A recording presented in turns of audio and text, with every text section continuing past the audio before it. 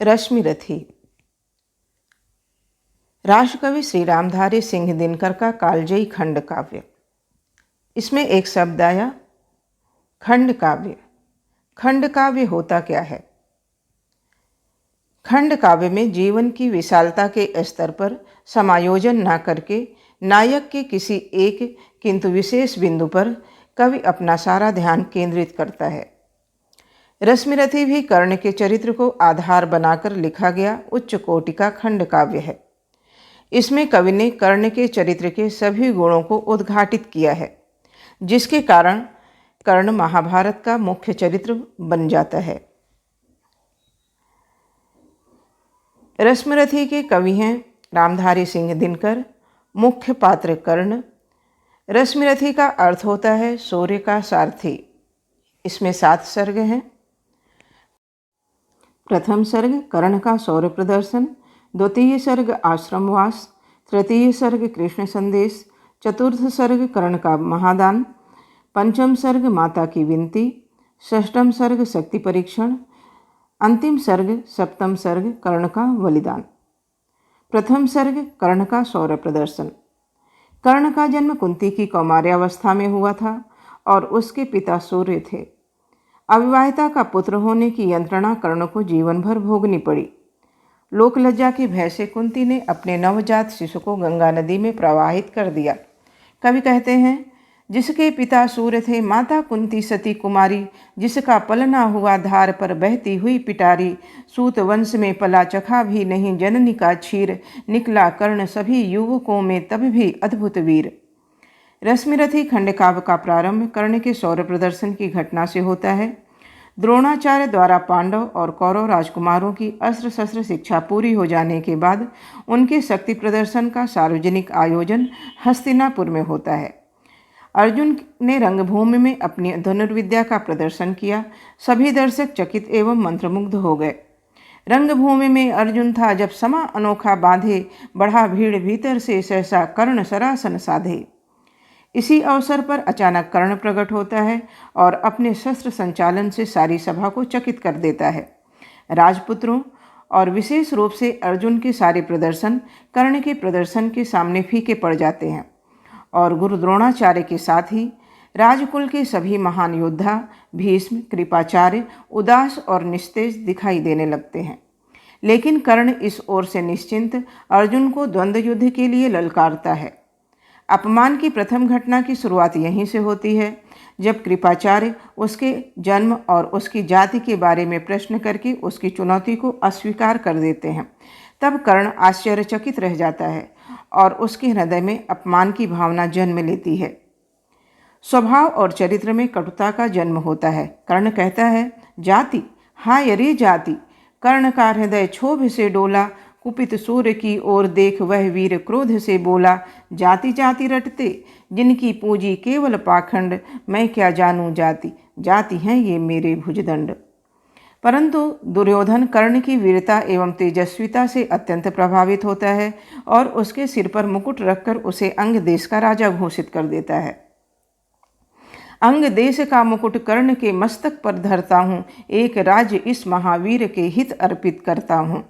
दुर्योधन द्वारा दिए गए इस सम्मान को कर्ण अपनी जान देकर भी निभाता है। द्वितीय सर्ग आश्रमवास।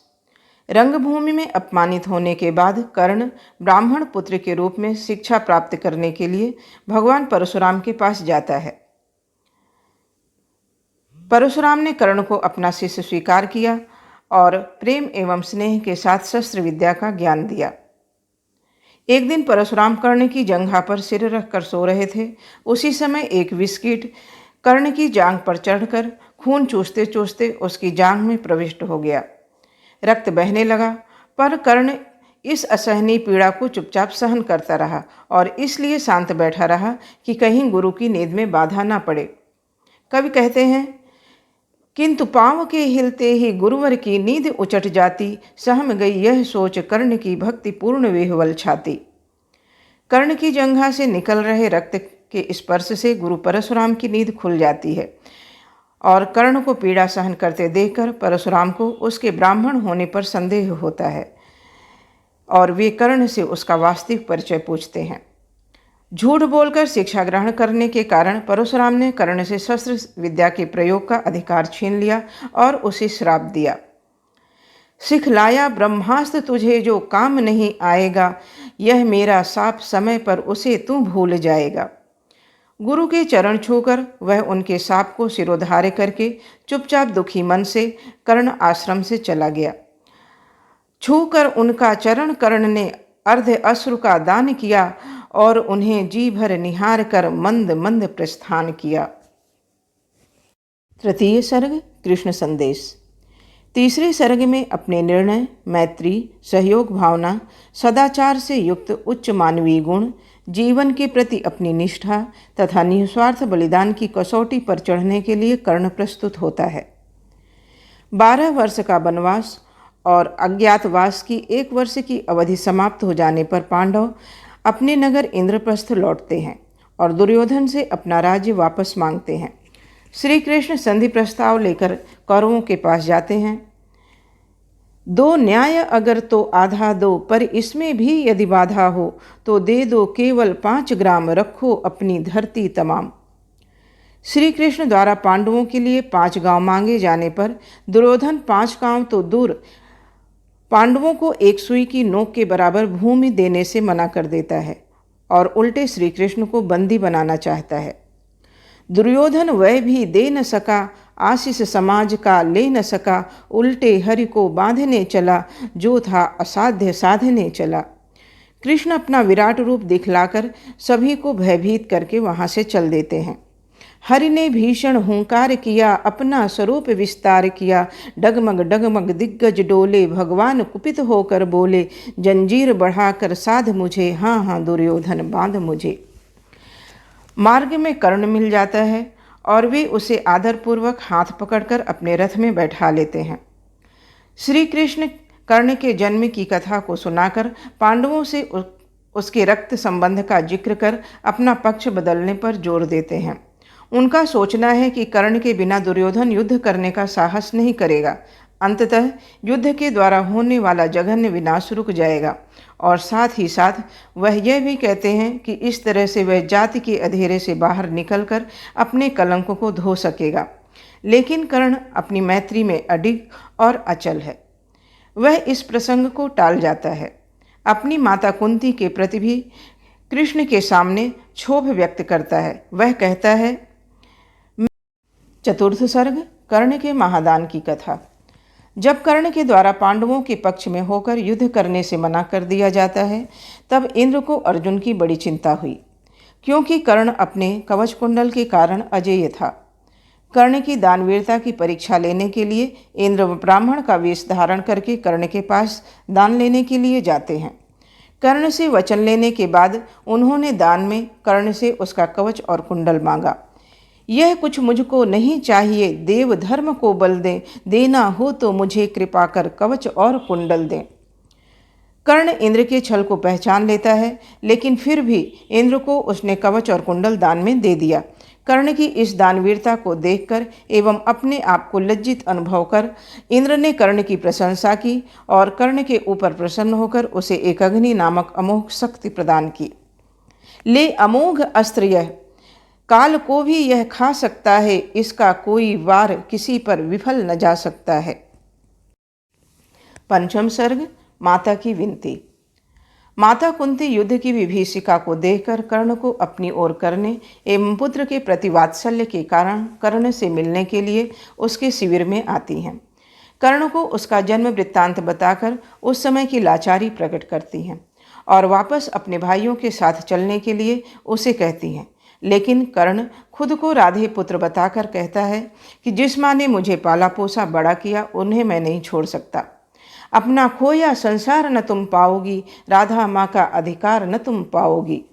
कर्ण के लिए यह सबसे बड़ी परीक्षा है। जिस माता ने लोकलाज के भय से उसे पैदा होते ही बहा दिया था, वही आज उसे माता के अधिकार के साथ दुर्योधन से अलग करने के लिए आई हुई है। कर्ण के जीवन की सारी कुंठा, सारा अपमान, सारी ग्लानि और कलंक की आग में जलते रहने का कारण यही माँ कुंती ही तो है। वही आज उसके सामने खड़ी है प्रार्थना की मुद्रा में किंतु उसका एकनिष्ठ चरित्र नहीं टूटता। पालन करती माँ राधा के प्रति उसका प्रेम कुंती नहीं डिगा पाती। वह जानता है कि पीछे लौटना संभव नहीं है। अंत में कुंती से कह देता है कि चाहे कृष्ण भले ही अर्जुन को छोड़ दें, मैं दुर्योधन को नहीं छोड़ सकता। दे छोड़ भले ही कभी कृष्ण अर्जुन को, मैं नहीं छोड़ने वाला दुर्योधन को। इस तरह कर्ण अपना पक्ष स्पष्ट कर देता है कि वह राज्य और विजय की महत्वाकांक्षा से पीड़ित नहीं है। रण क्षेत्र में उसका कोई भी निजी स्वार्थ नहीं है। कुंती की विनती करने पर कर्ण कहता है कि आप 5 पांडवों की माँ अभी हैं और आगे भी आपके पास 5 पुत्र ही होंगे, क्योंकि मैं सिर्फ अर्जुन से ही युद्ध करूँगा। अगर मैं वीरगति को प्राप्त होता हूँ तो अर्जुन जीवित रहेगा, और अगर अर्जुन वीरगति को प्राप्त होता है तो मैं जीवित रहूँगा। अंततः कुंती भी खाली हाथ नहीं लौटती। वह भी अर्जुन के अलावा चारों पांडवों की सुरक्षा का आश्वासन लेकर दुखी मन से अपने शिविर में लौट जाती है। बेटे का मस्तक सूंघ बढ़े ही दुख से, कुंती लौटी कुछ कहे बिना ही मुख से। 6वां सर्ग शक्ति परीक्षण। षड्यंत्र, परीक्षा और प्रलोभनों की इन्हीं स्थितियों के बीच से अपनी उदारता और गरिमा में उज्ज्वल कर्ण कुरुक्षेत्र के युद्ध स्थल में उतरता है। यद्यपि यहाँ भीष्म सरसैया पर लेटे हुए उसे एक बार फिर से युद्ध से विरक्त होने की सलाह देते हैं, लेकिन कर्ण विनम्रतापूर्वक उनकी सलाह को अस्वीकार कर देता है। करने दीजिए स्वव्रत पालन, अपने महान प्रतिभट से रण, और कहता है कि अब युद्ध भूमि में निर्णय के अलावा कोई और भी निर्णय संभव नहीं है। श्री कृष्ण को इंद्र द्वारा कर्ण को दी गई एक अग्नि शक्ति के बारे में पता था। वे जानते थे कि समय पड़ने पर कर्ण इसका प्रयोग सिर्फ अर्जुन को मारने के लिए ही करेगा। इसलिए जब कर्ण को कौरवों की सेना का सेनापति बनाया गया, तब श्री कृष्ण अर्जुन की सुरक्षा के लिए लड़ाई के मैदान में भीम के पुत्र घटोत्कच को कर्ण से युद्ध करने के लिए भेज देते हैं। घटोत्कच के युद्ध कौशल से कौरवों की सेना में भगदड़ मच जाती है। सत्य ही असुर के आते ही रण का वह क्रम टूटने लगा, कौरवी अनि भयभीत हुई धीरज उसका छूटने लगा। इस भयंकर युद्ध को देखकर दुर्योधन डर गया कि लगता है आज ही कौरव सेना पराजित हो जाएगी। वह कर्ण के पास जाकर कर्ण को घटोत्कच के ऊपर एक अग्नि शक्ति को चलाने के लिए कहता है। हे वीर, विलपते हुए सैन्य का अचिर किसी विधि त्राण करो, अब नहीं अन्य गति आंख मूंद एक अग्नि का संधान करो। कर्ण उसे समझाता है कि यह शक्ति उसने अर्जुन को मारने के लिए रखी है, लेकिन दुर्योधन की जिद के कारण उसे उसका प्रयोग घटोत्कच को मारने के लिए करना पड़ता है। पांडवों की सेना में प्रसन्नता की लहर दौड़ जाती है एवं श्री कृष्ण ने कूटनीति से अर्जुन की रक्षा एक अग्नि शक्ति से कर ली। 7वां सर्ग कर्ण का बलिदान। कर्ण अपने उद्देश्य में स्पष्ट है।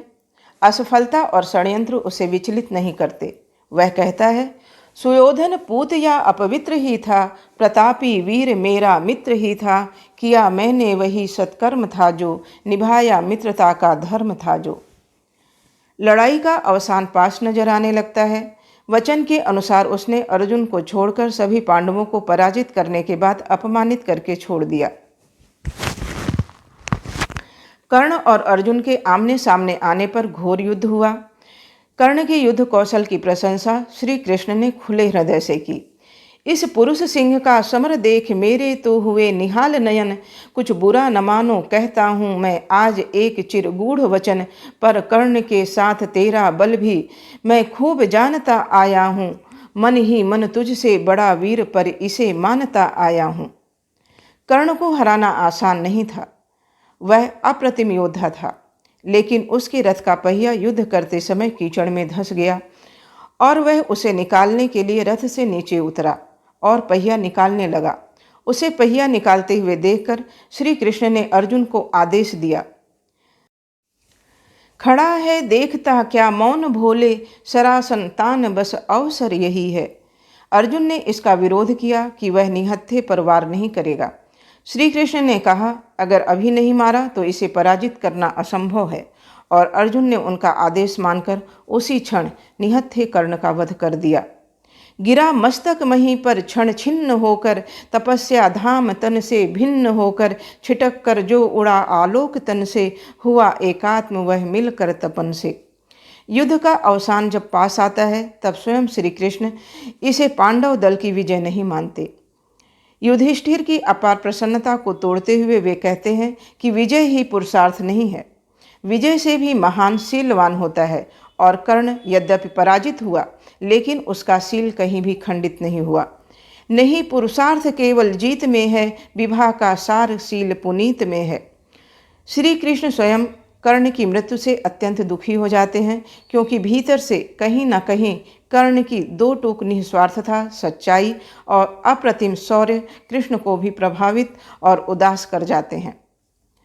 कर्ण की मृत्यु का समायोजन करके भी श्री कृष्ण अंदर से प्रसन्न नहीं दिखाई देते और एक उदास अंतर्द्वंद से पीड़ित दिखते हैं। समस्या शील की सचमुच गहन है, समझ पाता नहीं कुछ क्लांत मन है, ना हो निश्चिंत कुछ अवधानता नहीं, जिसे तजता उसी को अपना मानता है। ये थे रश्मिरथी खंड काव्य के 7 खंड।